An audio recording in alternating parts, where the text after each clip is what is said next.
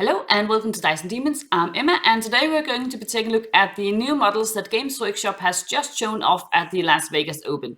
So it's quite early in the morning where I'm located, so I haven't had a chance to look at any of these models yet, but I'm really excited because, I mean, who doesn't want new models, right? So first off, it's something for Kill Team, and it's called Nightmare. Lovely name. So let's take a look. It says here, the new season of Kill Team began with the Space Hulk Gallowdark having crashed into the Forge world of Beta Decima, while teams of Space Marine Scouts and Eldari Aspect Warriors battled over critical information on the planet's crumbling sea platforms. Now, two of the most terrifying forces in the galaxy pit their mastery over fear against each other in the aptly named Kill Team Nightmare. I'm not going to be showing off the videos just because I don't want to get any copyright strikes or stuff, but of course you can go back and check these out on the Warhammer community page. So, Kill Team Nightmare. Okay. This packed box contains two complete kill teams, the horrifying Nemesis Claw Warband of the Night Lords that we saw at the World Championships of Warhammer, and a brand new Coven of Drukhari Mandrakes. The Night Lords are transformed by a new upgrade sprue draped in flayed skins, barbed hooks, and flensed skulls. Okay, so it's like it usually is with these kill team boxes. You have one kill team that is completely new, and then you have a team that we have already seen before, and then they get an upgrade sprue. As always, I would kind of prefer it if both teams were new, of course, but I guess it's just that if you're going to be splitting this box with a friend or something, it's just a little bit more exciting, I guess, for the person who gets the completely new kill team compared to the person who gets the kill team with the upgrade sprue. But, I mean, that's just my opinion. I mean, they get stuff like flayed skins and flensed skulls, so that's I guess that's always something that definitely counts in the favor of these guys. Okay. Yeah. So here we have the Night Lords. I mean, they do look really cool. Quite over the top. They look quite horrible, which I guess is the whole point. I love the totem with the sort of poor guy. He's got all these augmentation things going on, and it looks very painful. And now he's just ended up being, yeah, sacrificed or something to just be on a totem. Well, I mean, we've seen these models before, and I do think they look cool. So there's, I mean, there is definitely nothing bad to say about these models. Not from my point of view, anyway. I think they look really cool. A little bit busy, of course. But I don't think that's particularly an issue with these. I think they're supposed to be really busy. The only thing is this guy here on the left, I don't know if it's the way he's sculpted or just the way it's painted, but the eyes look just a little bit funny to me, like big goggly eyes staring, but it could just be the way the photo is, like the angle of the photo or whatever, or it could be meant, you know, it could be the way it's meant to be. It just looks a little bit funny to me, and not saying I could do a better job painting those eyes though, so it's definitely not me having a go at the painter or the sculptor, that's for sure. It just looks a little bit funny. Okay, then we get to the completely new stuff. So it says here, meanwhile the Mandrakes lurk within their shadow realm, launching into material space in a flurry of cold fury and skill that borders on the supernatural. They are wreathed in ethereal fire that burns as cold as the space between stars, and carry an assortment of hooked blades to extract maximum pain from those foes not immediately consumed by their eerie flames. All right. Oh, these look cool. These look really cool.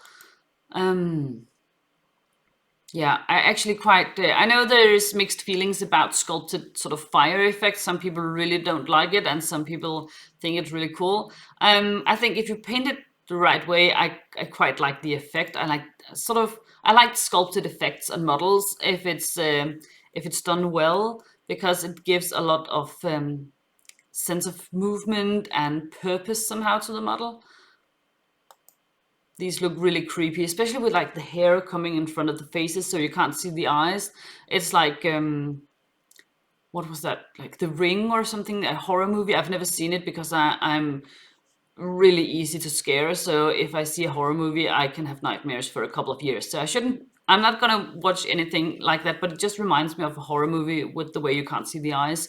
I don't think I would get nightmares from actually painting these models, but I do think they look creepy as and very cool. Yeah, they remind me a lot of there's a warband, I think, for I can't remember if it's for Warcry Underworlds, but warband for the Snake Ladies for Age of Sigmar, the Daughters of Cain. They also have some sort of shadowy types for a warband, and they also have this exact thing going on with a cloak. So it's supposed to look like they're coming in from the shadows. I can't really remember, but they remind me a whole bunch of the Daughters of Cain warband. So, and I think that warband looks really cool. I actually have it lying around somewhere. I just haven't painted it yet. I think these look really cool, and I like the way they've been painted. There's a lot of very nice stuff going on with the very dark skin and the contrast with the white hair and the reddish tone of the cloaks and the base. And then you, of course, have that contrasting with the greenish blue fire. So I think the colors are very well chosen for this as well. It looks very, very nice. It says here, kill teams of Mandrakes may be enlisted by those lords of Comora with the resources to contact them, though ultimately these spectral killers fight for nobody but themselves. Mastery over the shadows is their specialty, as their glimmer-steel blades strike with even greater power when darkness consumes their prey. Amongst all their kind, the Mandrake Shade Weaver is particularly perilous operative, as their command over the stuff of darkness is second to none. Lights gutter and fade in their presence, cloaking the battlefield in shadows so complete that the mandrakes can bore tunnels through the fabric of reality, emerging within striking distance before flitting away with like a wisp of smoke. It sounds really cool. And I really like the sort of tattooy scarification going on here on the back as well. But this shadow effect with the cloak, it's more or less like one-to-one the same thing and same idea as we have with the Daughters of Cain. So perhaps if you want something like this and you want more of it, perhaps the Daughters of Cain is a place to look as well. And then there's some new terrain. The Generatorum Hub is a large multi-level platform that offers protection from many different angles, covering a significant portion of the board's rough seas and sitting at a convenient height to access from raised gangways. Okay, well, yeah, it looks cool, definitely. And then it's going to come with 9 new missions, additional rules for narrative, and so on. Okay, cool. I mean, I think the Night Lords are they're fun always, and the flayed skin is fun in a very grisly sort of way. But I'm quite impressed with the mandrakes here. Yeah, definitely. Okay, so let's take a look at what else they have shown off. Then we have something for Warcry, Pyre, and Flood. Okay. The Narwood is a verdant wall of carnivorous trees situated in the realms of beasts, the monstrous result of realm shaper engines in a crashed Seraphon void ship going into overdrive. This lush arena of death churns with combat as warbands of bloodthirsty warriors battle over the treasures within. Nagash, supreme lord of the undead, has declared the living Narwood an affront to unlife and has dispatched a retinue of cursed Nighthorn to murder it in a cleaning conflagration. Only the warrior monks of the Lumineth Realm Lords can prevent this inferno, though these supercilious elves have an ulterior motive. Okay, so there are no good guys or bad guys, really. In Age of Sigmar, just the same as in 40k. Warcry, Pyre and Flood introduces 2 new warbands to the Ravening Ruining, the Idrillian Riverblades and the Pyregeists. Elemental forces that are clashing over the fate of the Narwood and all those who dwell within it. Awesome, let's take a look. So first up we have the obviously the Nighthorn, and it says here, the inventive cruelty of Nagash has created endless twisted torments which he inflicts upon the souls of those who wronged him in life. For the embalmers, alchemists, and holy men and women who attempt to preserve the souls of the dead with sacred flames and blessed unguents, the punishment is thus eternal consumption by balefire. That sounds bad. These sorry souls are tasked with keeping the endless braziers of Nagashisar alight, filling them with mortal flesh and soul matter so they radiate deathly magic. These smoldering spirits are now congregating in the Narwood, preparing to turn it into a blazing bonfire of necromantic energy, a funeral pyre burning in celebration of the merciless god. Okay. So, some poor souls who are just going to be burning away for all eternity to create some sort of magic just because Nagash is crazy. I think it fits very well with the Nighthaunt line because a lot of them, especially some of the more like special characters, the heroes, they are all somehow being punished for deeds they did while they were actually alive. So this fits right in with that. And this is the first one. I'm usually quite fond of the Nighthaunt, and this is definitely, it's not a bad model. I would love to see a 360 of this because I think if you sort of like just zone out a little bit and make it a little bit blurry for your eyes when you're looking at it, it's very hard to tell from the silhouette what you're looking at. And I really like a relatively clean cut silhouette. And this is, I mean, the sort of, I think those braziers that he or she's carrying from his back is like supposed to look like perhaps they're carrying it like, you know, you have, I'm not quite sure what the exact term in English is, but when you have older pictures of people, for instance, carrying water and it's like hanging from a piece of wood from your shoulders, and then you have the two buckets of water hanging down. It looks like it's sort of like that, but not quite. And then you have also his or her staff, and then you have the sort of balefire, whatever it is, and it mixes with these spikes on the shoulders. I'm not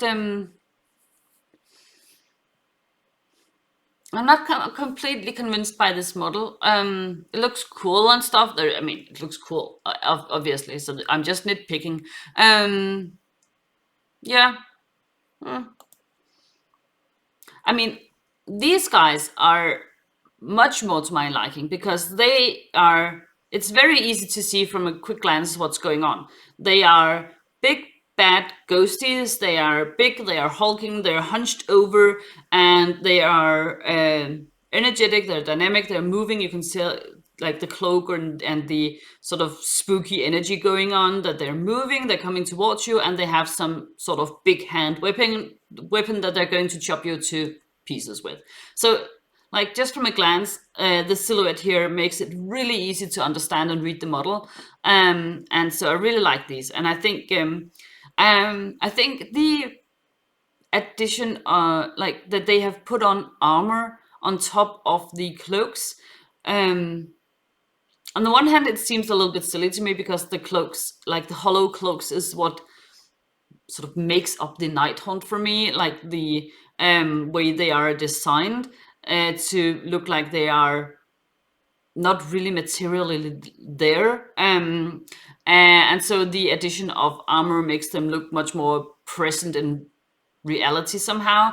On the other hand, it's just very off in a cool way. Like ghosts, why are ghosts wearing heavy armor? It's really off, and I kind of like that. And I mean, they also do have a very real looking, material looking weapons in their hands. So this is not I don't mind the addition of the armor. I actually think it's cool. I just think it makes them look even more weird somehow. Yeah, these are cool as well. Very, very cool. And then we have some wraiths or something. Yeah, and I like these as well. So I really think this is a cool warband. The only thing I'm not particularly sure about is actually, I think, what must be sort of the leader of the warband. At least it's the one that is the most elaborate. I'm not completely convinced by that, but the rest of the warband I really like. Then we have the Lumineth. The warrior monks of the Idrolan temple stand in opposition to these scorched specters. These are elementary, Lumineth, who are dedicated to the elemental spirits that embody Hish, worshipping the rivers of the mortal realms, embodying the momentum of rushing water in combat as they leap, twist, sway, and strike with fluid fury. Their mission is to restore the spirit of the river Derawar back to its former glory, to direct its tributaries to flood the ravening ruin, purging the chaos filth and corrupted entities that infest it. Okay, so water elves. Water light elves.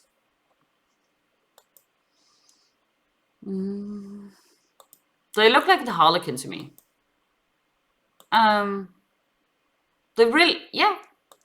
I think both the poses and the masks and the sort of very, well, tight-fitting tights and stuff, they look very Harlequinish to me. Especially like this one here, look. I really think it, yeah, they're very Harlequin somehow. Of course, like the addition of the mohawks, I think that's cool. Nothing wrong with a good mohawk. And they look very dynamic and stuff. This model over here, to the left, that is a weird pose to me. What on where's the other leg? Okay. Oh, so it's flung behind her. So here you have the foot and you have the knee over there. I would love to see a 360 of this one as well, because I don't quite get what she's actually doing.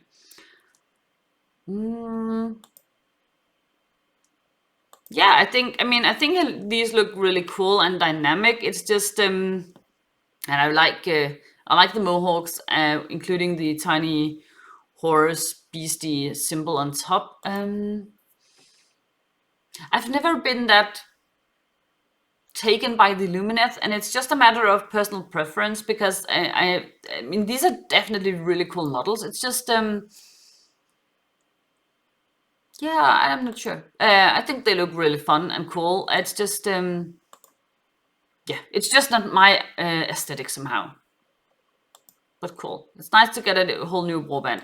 I think perhaps they're a little bit samey to me, all of them. And of course they are one warband, so it makes sense that they go together, of course. It's just, they're all pretty much the same thing, just in different poses. Whereas with this warband over here, you have like this one who is its very own thing. Then you have these ghosts with the armor, and then you have some other ghosts without the armor and with different weapons and different poses, and then you have these wraith-like beings. So they're four very different sort of silhouettes and themes within the one warband, and I feel like these are all just one thing. So you might say they go together better, but on the other hand, perhaps they are not as interesting if you buy them, for instance, just as a painting project, because there's not as much variety. But yeah, I'm slightly biased against these, I guess. So if you really like them, definitely go for it. Then it says here, Pyre & Flood comes with a new piece of terrain for Warcry, a monolithic idol of the old ones. This was part of a network of statues that were embedded with the Eye of Kotek. When they collided with Gur, these statues were flung across the land that became the Narwood. These frowning frog sculptures are studded with magical trinkets and pack arcane security systems that can blast unwary explorers with coruscating beams of energy. There are also handy perches that more athletic fighters can leap off to attack unwary foes. This looks quite cool. I mean, of course, it's inspired by the Seraphon, so I would be quite happy with that, because Seraphon is my main Age of Sigmar army, of course. Yeah, cool. Then we have something for Warhammer 40k. Let's take a look. The Tau Empire may be known for its advanced technology and predilection for range combat, but there exists a second side to the coin: their auxiliaries. These alien allies are called upon to fill gaps in a Tau battle plan and lend their strength to the greater good, and none are more prominent than the Cruit. These proud aliens have been part of the Tau Empire since the first codex launched in 2001, and they're now receiving the reinforcements they so richly deserve. Oh, that's nice to hear. That's nice to hear. I always like the Kroot, and they just weren't really there. Like you can get single models from like Blackstone Fortress and stuff, but not like a whole big thing. So, okay, let's see. What are they going to do? Thanks to last year's roadmap, we already know Codex Tau Empire is on its way soon, and it will be available first in the awesome Crude Hunting Pack Army set. The book comes with a fancy full art cover fit for an ethereal, but the real stars of the new Crude miniatures, and wow, there are more than a few. Oh, okay, so you're gonna get like a big start collecting box, but you know, one of those big army boxes, and it's all gonna be the Crude and then the Tau Codex. That's really cool. I really like the fact that the Kroot are getting such a big update. Oh, that's cool. I like the Kroot. They're cool. I hope. I haven't seen the models. Kroot kindreds are guided in battle by wise gene shamans known as Shapers, and now they have a wider array of these specialized leaders to choose from, starting with the two in the Kroot hunting pack. The first is the War Shaper, a seasoned battle commando who takes responsibility for the disposition of all Kroot forces in the field. Oh, that's cool.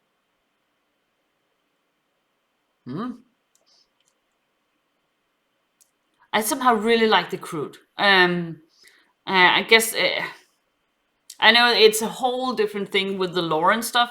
I just think it's something to. They remind me a little bit of my orcs because they're like beasties for 40k, and I quite like that. I always like it when they include something that is not just robots or guys in big robotic looking armor, because it's some yeah, it sounds a little bit weird, but I think the Kroot, like a Kroot warrior or an orc boy, is more sort of relatable than a space marine to me, because a space marine looks like they're just a robot. I know there's supposed to be someone behind the face mask and stuff, but yeah, it's just a little bit more relatable and a little bit more interesting to me somehow. Even though I mean the space marines are fun and they're definitely a great canvas when you're painting, but I like these a lot. Yeah, this looks cool. Okay. Warshapers are exemplary warriors in their own right. Their traditional equipment may look primitive, but it's extremely effective in such experienced hands, whether the twirling melee prowess of the blade stave or prey hook, or pinpoint range power of the dart bow and tri-blade. They are accompanied by the vicious flesh shaper. Oh, that sounds horrible, flesh shaper. Masters of ritual butchery who take a strong personal pride in guiding the carnivorous practices of their fellow Kroot and ensuring only the finest genetic material makes it into their pack's evolutionary heritage. Oh, okay, that sounds bad. That sounds bad, but let's take a look. Yeah. Oh, it looks awesome. I think it looks so cool. I'm so happy that the Kroot are receiving new models. Oh. And look, the little tiny face with the tongue and we had tortoises when I was a child growing up, and the faces of the Kroot remind me a little bit of the faces on my my tortoises, and they were just so cute. Whenever they would eat something, they would be like sticking their tiny little tongues out, and it just reminds me of that. I think it looks. I mean, it looks vicious and deadly and stuff, but it also looks kind of cute. Oh. The bulk of Kroot force is composed of warriors known as Kroot carnivores, whose rustic equipment and savage countenance belie fearsome skill in combat and a respectable level of marksmanship. They're the backbone of any hunting pack, which is why you get a whole 20 of them in the box. The new kit is packed with character and give the carnivores several dynamic poses befitting their natural agility, while echoing the classic style. They also have a new trick in the form of a tangle bomb launcher, whose powerful salvos add explosive fire support to their Kroot rifle volleys. Okay, so these are sort of the basic warriors, I guess. I mean, they look like a very upgraded version of the Teenage Mutant Ninja Turtles somehow. I'm probably not allowed to say that. That's probably Heresy somehow. I like the Teenage Mutant Ninja Turtles. I think these look so cool. And look at the little doggy it's got. Aw.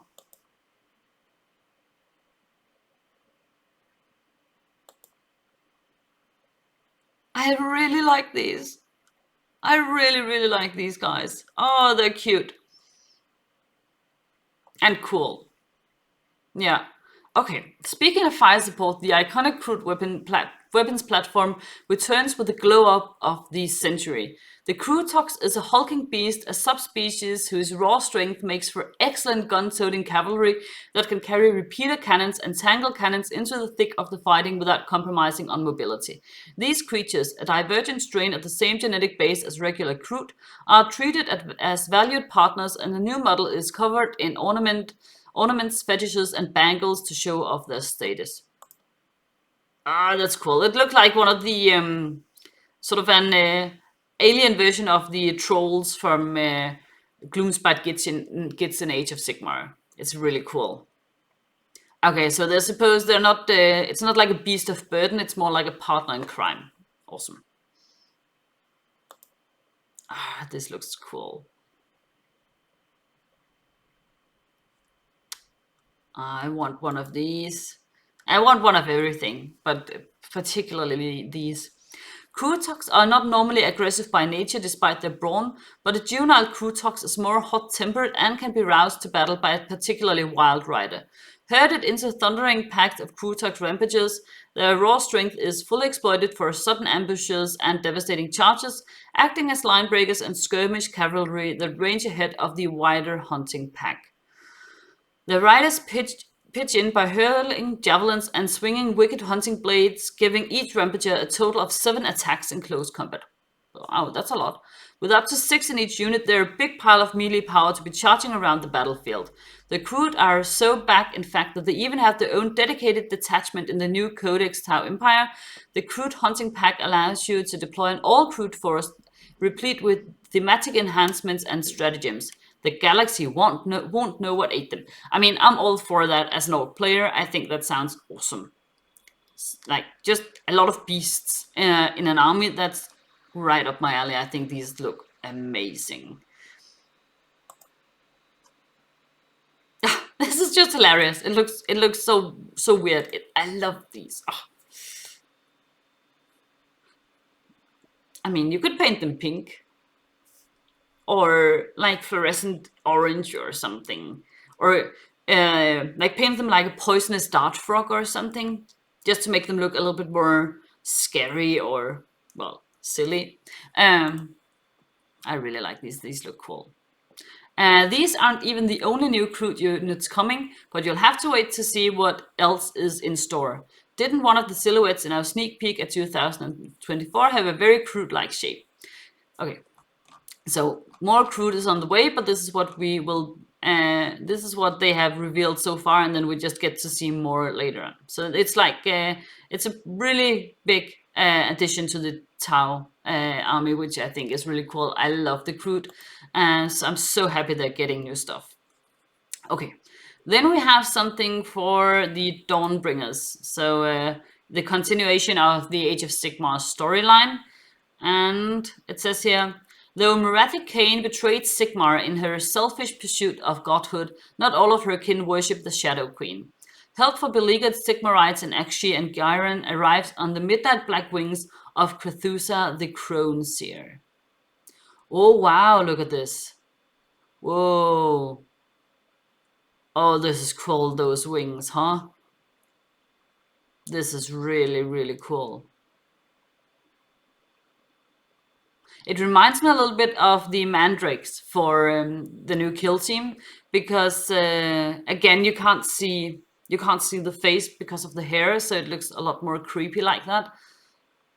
Oh, look at those wings. Oh, they're beautiful. Kusa was a loner in the Sisterhood of Cain from her early days, as she cultivated an obsession with Moray Hek, the ancient crone goddess who was swallowed along with the rest of the elven pantheon by Slanesh. She felt a presence visiting her in dreams and wholeheartedly believed it was Moray Hek. For this she was ridiculed, beaten, and ostracized. She did not abandon her obsession, and her mania reached its peak when she found the circlet of Morai Heg deep in a temple in Ulgul. By donning this headdress with its inverted spikes, she sacrificed her sight, hoping to receive the gift of truth from the crone goddess. Oh, okay, so she can't see anything. Okay. So she has hidden her eyes so she will not have sort of mundane sight, I guess, but will be perhaps gifted with supernatural vision. Okay. It sounds really painful, but I mean, it's related to the Daughters of Cain, and they are all about pain, so I guess it makes sense. Oh, that's too bad. This miracle didn't come to pass, and Crethusa was distraught for many years. Only when Merathi Cain attained godhood and slit the belly of Slanesh was this devotion rewarded. A sliver of divinity was freed, and Crethusa received sable wings and the gift of prescience. Prescience, so like knowing stuff in advance, I guess. Now Crethusa is the crone seer, accompanied by flocks of carrion birds who act as her all-seeing eyes across the mortal realms. Visions of futures as yet unseen flood her mind, and though she struggles to discern precisely how each future will come to pass, Morakek subtly guides her with omens. Okay, so this sounds like it's very much inspired by Norse mythology, where you have the god of, like the god king and the god of wisdom, Odin, who has he has sacrificed, well, just one of his eyes at the well of wisdom, but he also has the gift of sight, and he has two ravens who he is sending out into the realms every day, and then they come back and tell him what they have seen, and is a source of his wisdom and the way he knows what is going on. So this sounds very much like that. You have someone who has sacrificed something of her physical sight, and she also has carrion birds who she is able to send out. So quite Norse mythology inspired, I think, which I always like. I like Norse mythology, it's cool. You can read about Crethusa's scattered visions of the future in Dawnbringers, Book 5, Shadow of the Crone, as they bring her to the aid of the Twin-Tailed Crusade in Gairan, and to Hammerhall, which is slowly succumbing to the King's Blood curse. Okay, and then you can also get her in a new box, Crethusa's Crone Host, a box which pairs her with 5 Doomlock Warlocks and 10 Witch Elves. Okay. I think the new model looks cool. I'm not so sure about the rest of the contents of the box. It somehow seems to me that they always try to include the Doomfire Warlocks in Daughters of Cain boxes. I'm not sure if they're not too popular on their own or if they're just really useful. I'm not sure. I have a small Daughters of Cain army, but I have never actually played with them, so I'm not sure. But the model on its own is really cool to me. I think it's beautiful and sort of sad in a way. It tells, it has a lot of story to tell just from looking at the model. Even if you don't read any lore about it, you can just read so much into this model, which I think it's cool. It tells it has a lot of storytelling going on just by looking at the model, and I'm quite impressed with that. Yeah, it's almost like a small diorama, but at the same time, I don't think it's so much of a diorama that it will not fit within the rest of a battle or the rest of an army if you're playing her as just a hero in a Daughters of Cain force. So yeah, this is really excellent to me. I'm completely impressed with this model. Absolutely. Okay, next up we have Callis and Tol. Let's take a look. Callis and Tol lead the saviors of Cinderfall. Okay, while the Twin-Tailed Crusade continues its journey into the inhospitable wilds of Action Gairan, Hammerhall, the crucible of this great endeavor, is under attack from within and without. Casks of fine wine marked with the King's Blood seal continue to be smuggled in through the choking, crime-ridden district of Cinderfall, turning any who are exposed to it into frothing, flesh-hungry maniacs. That's bad. To deal with a problem this big, you need a ragtag band of heroes led by a no-nonsense witch hunter in a tall hat. Yes, of course. I mean, all big problems can be solved by witch hunters in tall hats. So that's what we get. Yeah, in this book, if we just read about the Shadow of the Crone. The saviors of Cinderfall are tasked with scoring the King's blood curse from the Cinderfall district and saving Hammerhall. They're led by a veteran witch hunter Hannibal Toll and his long-standing ally, the ex-Free Guild officer Armand Callis. You'll recognize them from the Black Library exploits and the Warhammer Plus animation Undercity. To get to the bottom of the plot to collapse Hammerhall from within, Callis and Tol have recruited a formidable rogues gallery. Okay.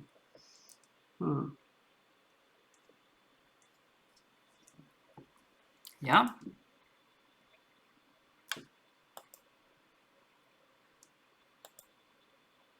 Ah! I mean, the rest look cool. I love this one. She's got like a giant sphinx cat, hairless cat, or, I mean, she looks sort of like she's a vampire, so perhaps it's a zombie cat, but it's just, this is really fun. I like this model. I would love again to see a 360 of this one. Okay, this is actually quite cool. We have like this big stout martial hero. He's a stormcast. He's like supposed to be all, you know, for the good, and Sigmar, and he's got a noble griffhound and all sorts of things. And then we have just next to him this vampire looking lady with the perhaps not undead hairless cat. It's just it's a fun pair to place next to each other. I like this warband. Ragtag, I think, like they wrote up here, is I think that's the right name for it, because they don't go together that well. Like, they don't have much in common, and I think because of the story behind it, it works really well. It's just fun. This one again looks like one of those a little bit inspired by the Daughters of Cain warband, where you had with the cloaks and stuff. Yeah, but the overall winner in this warband for me, without question, is this lady here. This is just too much fun. And her cat, her giant cat. Integral to the mission is Lissa Revenia, a talented thief from the morbid city of Lethis, who specializes in navigating trap-ridden crypts and catacombs, an ideal ally for navigating the twisting depths of Hammerhall. Despite her status as a fugitive, Toll was sufficiently impressed by her skills when they first met. Okay, I guess the talented thief, that might be this one, would be my guess. Mistress Varentia, the Weaver of Secrets, is a mythic figure whose name is well known by all of Hammerhall's criminals. She has eyes and ears all over the realm spanning the city, thanks to a menagerie of felines who relay their findings to her via jeweled colors linked to a magical gauntlet given to her by a mysterious stranger. Yeah, okay, so that is, of course, this lady here. Yeah, okay, you can tell the gem on top of her glove goes with the gem here on the color of the cat. I hadn't noticed, but that's a cool touch. Nice. The final member of this unlikely group of heroes is Valius, the Keeper Action, and his griffhound Balthas. Lord Castellan, Valius was present at the founding of Hammerhall many, many years ago and carries the Clavis Magna, the key to the city. Not just a symbolic artifact, this key allows him to walk through one threshold in the city and emerge through any other. Such a powerful ability has been crucial in rooting out the seditious threats that threaten Hammerhall, but Valius cannot be everywhere at once, and his task is endless. Cool. Yeah. The Stormcast here is fine by me, and the rest of them look cool, and the Witch Hunter is fun. But I really, really like this lady. I just think she's amazing. All right. Then we have Sundara's Gravebreakers. Okay. True to its name, the Death Gorge is an unpleasant place, so this is for Warhammer Underworlds. Its rime-coated tunnels are filled with deadly wildfire and roaring warbands who hunt in glacial innards for treasures of great power. Unlike the many greedy souls who make the treacherous trek here for glory, the goriest mage Sundara Rivenheart journeys not for riches or honor, but for love. When the love of Sandara's life succumbed to a terrible curse, she vowed to rescue him from eternity as a beast, even going as far to learn the secrets of necromancy. That's like a whole lot of loving if you're willing to go to necromancy, I think. Perhaps love has turned slightly unhinged. Perhaps. Accompanied by 3 undead thralls and her lover Verlaine, still in beast form, she has made the arduous journey to the Death Gorge, determined to find a way to break the curse. Her cocktail of deathly and bestial magic is a lethal tool for battling through the frozen caverns. Okay.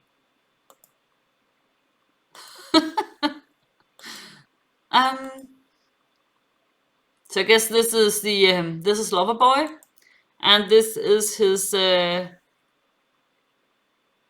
darling girl who's trying to rescue him.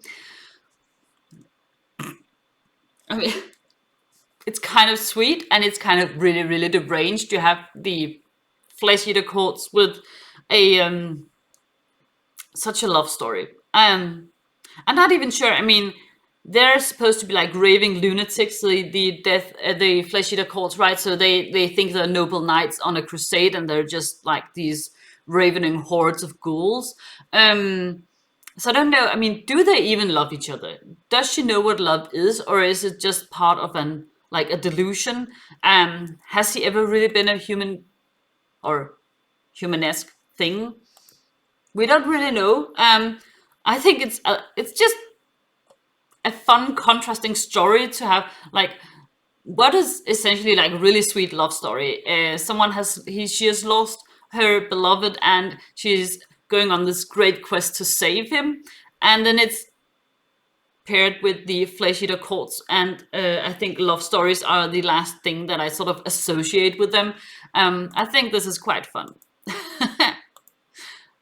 Yeah, this is fun. Sandara and Felin support each other even in despair. Each inspiring when the other has 2 or more upgrades. In addition to blasting foes with the wild staff, Sandara can use her stolen knowledge to heal friendly fighters or damage nearby enemies with each activation. Many of the objectives unique to Sandara's Gravebreakers evoke the tragedy of these 2 doomed lovers. Fortunately, if either Sandara or Furline is taken out of action, you can discard and replace now useless objective cards that pertain to the fallen fighter, allowing the search for a cure to continue. Oh. Okay, so I've never played Underworlds, so I don't know much about these rules. But I like the fact that you get like objectives that tie into the story and everything. That's cool. Oh, I feel so bad for these. Are you supposed to feel a lot of empathy for Flesh Eater Court characters? I'm not quite sure. This is cool. All right. Okay, so this is the last thing, and it's for Warhammer the Horus Heresy. Solar Auxiliar. Let's take a look. The highly trained and well-equipped warriors of the Solar Auxiliar are humanity's finest mortal troops, and they're coming to a battlefield near you with a wide range of new plastic kits, beginning with the massive Solar Auxiliar Battle Group Army box. Oh, look, giant tanks. Giant tanks are coming up. That's cool. This army set is packed with dependable infantry, sturdy armored tanks, and mobile scouting support. It's a great way to start a new Solar Auxiliar army, and all of the rules are already available in the Liber Imperium army book. Oh, I love big new tanks. I mean, you can never go wrong with big tanks, right? Awesome. Okay, so first up we have the 10-man Solar Auxiliar las rifle sections, which can be combined into a single larger unit of 20 if you prefer bigger formations. Oh yeah, okay, so you get 20 of these guys, and you can play them as 2 times 10 or just one group of 20. Okay, and they have durable void armor, and that makes them surprisingly resilient troopers for regular unaugmented humans. Okay.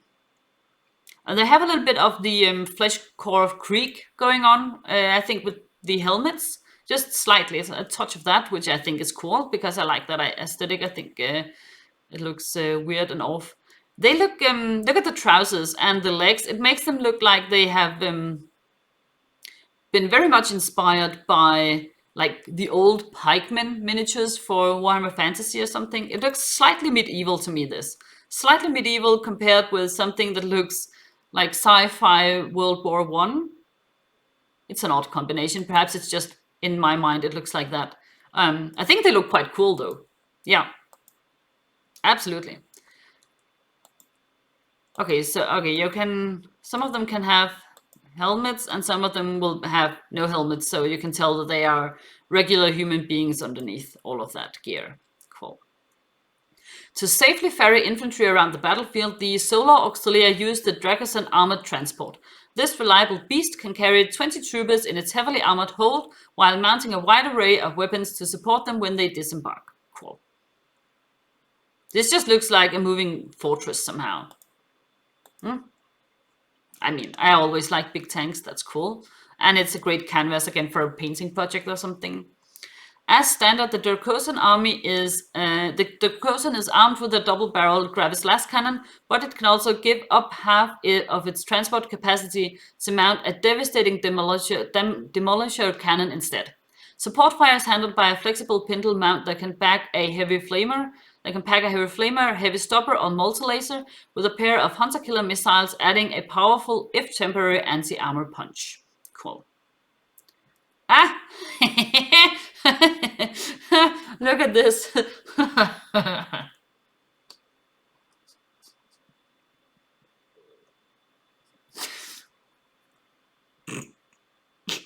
It looks so silly.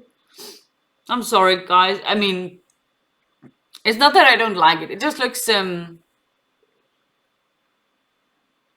looks so silly. It looks like it has been so difficult for them to make this thing that perhaps it was almost not quite worth the effort, because it looks so unwieldy somehow. It looks like they should just have given up on it, put it on tracks, and said, "Okay, we have a tiny tank."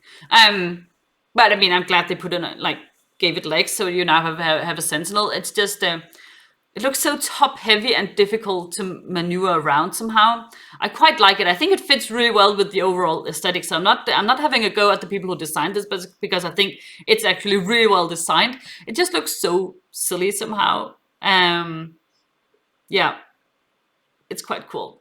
Anyway, while the Sentinels of the 41st millennium are simple and easily mass-produced, the Solar Auxilia had many advanced models to deploy on scouting missions. The Aethan Heavy Sentinel, the first seen in Legions Imperialis, is a common sight in the Age of Darkness, with a much heavier arsenal than most reconnaissance vehicles, consisting of a flexible central weapon mount and a heavy barrage-capable rocket system. Its central mount fits a multi-laser as standard, but this can be swapped for other guns, autocannons, heavy incinerators, and Volkite culverins for infantry targets, or las cannons and multi-lancers to take down armored vehicles. Cool, so a wide option of different shooty things. Last in the army is a familiar face for Warhammer 40k fans, though in a more ornate form than you may have seen before, the Leman Russ battle tank. This workhorse shows its Solar Auxiliar heritage with extra trim and fancy details, though compromises none of its rugged reliability in the process. Cool. The Leman Russ is known for its adaptability almost on par with the Legio Astartes Predator, and the strike tank variant in the army set backs this up with 4 different turret weapons: a battle cannon, a vanquisher cannon, a Gravis las cannon, or a Gravis autocannon. Nice. That's not it for the Solar Auxilia. Additional units are also arriving in plastic. The elite Velataris Storm sections have training and equipment beyond even the regular cohorts of the Solar Auxilia. They deploy with powerful Volkite calibers, strong enough to take down Space Marines with careful volleys, while daring Velatari can trade their gun for a vicious Storm Axe. Cool. So a more heavily armored version and more heavily gunned out version, I guess, of the guys we saw before. Very cool. The Lehman Ross assault tank adds even more turret options to your armored squadrons. Okay, so you can put stuff on top there. And the kit ramps up the explosive firepower with a massive demolisher cannon, while a Volkite macro Saker shreds infantry at an alarming pace with 8 long-range shots. If Space Marines are your bugbear, opt instead for the Executioner plasma cannon, which blasts large areas of the battlefield with powerful rending plasma. When an even heavier armored presence is required, the Malkador is deployed, a legendary design with roots in the Age of Strife. It boasts a surprising turn of speed for a vehicle of its bulk and can run rings around heavier squadrons of Baneblades and Stormhammers. It also boasts a ferocious armament that starts out with a main turret cannon and heavy bolter sponsons, but can be upgraded to hold 5 last cannons, loads of incinerators, multi-lasers galore, and even a demolisher cannon on the front. Oh, wow.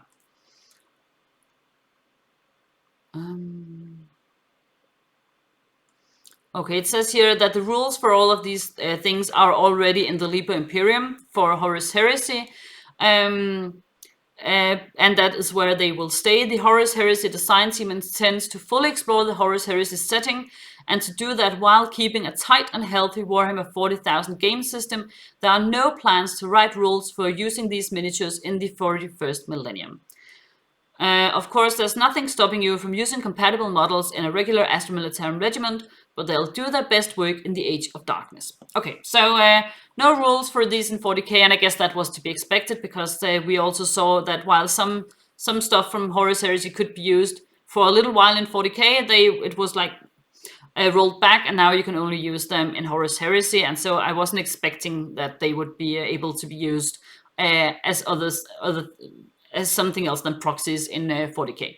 It's a little bit of a shame for some people, at least, because if you, it's always nice when you're able to use your models across more than one game system, but I think that was to be expected. All right, so that was the preview. Wow, that was a whole ton of cool stuff. I think these one model that I'm most impressed by is actually this one, because I think it has the most sort of clear-cut storytelling going on just from looking at the model on its own, and I'm really impressed with that, and I also definitely really like the wings. So what do you think? Something that you are particularly interested in, something that you are that you really like the look of, or something where you think, oh, they haven't quite hit the mark on these ones, or are you something that you really wanted to see but you didn't get to see, and something you hope to see for future releases? Any sort of thing, reflections, suggestions, ideas, comments, let me know in the comment section, and I'll try to get back to you. But for now, that was all. So thank you so much for watching, guys, and I'll see you next time. Bye!